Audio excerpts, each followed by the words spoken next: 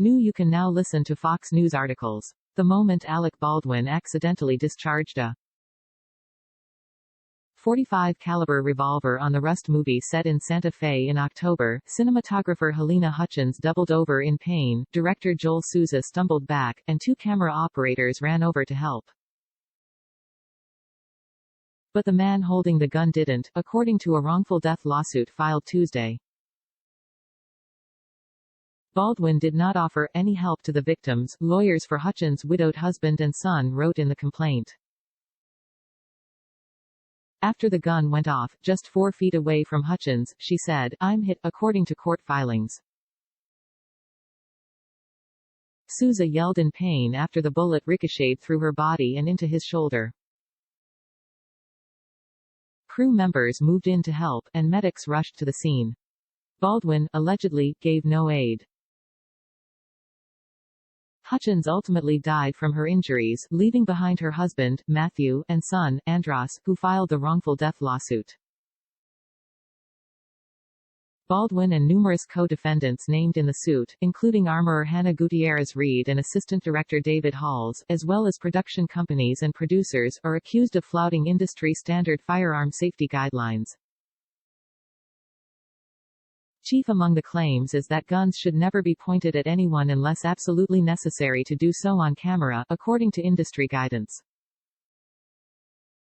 "I think it's clear what happened," Brian Panish, the lead attorney for Hutchins' husband and son, told reporters.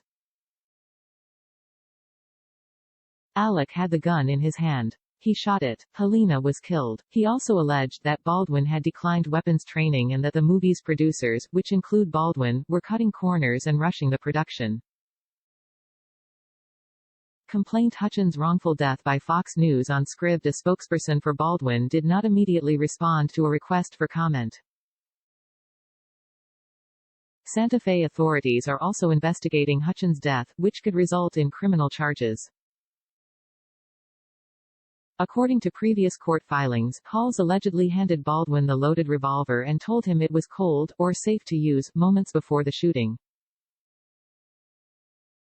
The movie set had seen at least 2 other accidental firearms discharges and an inadvertent sound effects explosion, according to the lawsuit, and a group of camera operators quit the movie over alleged concerns about lax safety protocols. Lane Luper, one of the cameramen who walked off the job, texted unit production manager Katherine Walters days before Hutchins' death to raise his concerns, according to the lawsuit. "We've now had 3 accidental discharges," he told her, according to a screenshot of the message included with the lawsuit. "This is super unsafe. Accidental discharge on the firearms?" she allegedly replied. "Awesome. That was on October 16. 5 days later, the camera crew went on strike to protest the producer's alleged inaction.